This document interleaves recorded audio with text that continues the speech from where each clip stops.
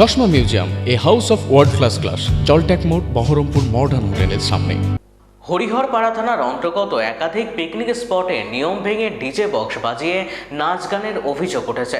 শব্দ দূষণের জেরে শিশু ও বয়স্কদের চরম সমস্যার মুখে পড়তে হচ্ছে বলে অভিযোগ স্থানীয়দের। এলাকাবাসীর অভিযোগের ভিত্তিতে খবর পেয়ে বুধবার গভীর রাত পর্যন্ত অভিযান চালায় হরিহরপাড়া থানার পুলিশ। অভিযান চলাকালীন বিভিন্ন পিকনিক স্পট থেকে মোট 6টি ডিজে বক্সের মেশিন বাজেয়াপ্ত করা হয়। বৃহস্পতিবার সকালে পুলিশ সূত্রে জানা গিয়েছে, অনুমতি ছাড়া উচ্চস্বরে ডিজে বাজানোর বিরুদ্ধে কড়া পদক্ষেপ নেওয়া হয়েছে এবং আগামী দিনেও এই ধরনের অভিযান চলবে বলে জানিয়েছে পুলিশ।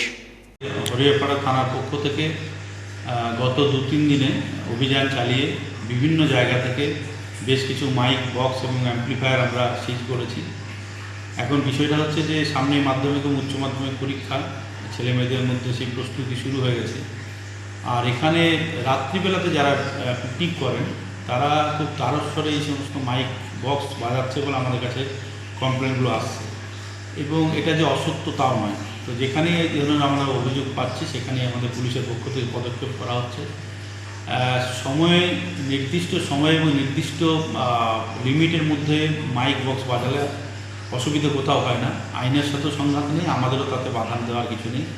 কিন্তু যারা এই আইনকে তোয়াক্কা না করে উচ্চ স্তরে বিশেষ করে রাত্রিবেলাতে সাউন্ড বক্স ব্যবহার করছেন, তাদের কাছে আমাদের অনুরোধ যে বিনোদন আপনারা করুন, কিন্তু নিজের আনন্দ করতে গিয়ে অপরকে কোনোভাবেই যাতে ব্যাঘাত না করা যায় সেটাও আপনাদের দেখতে হবে।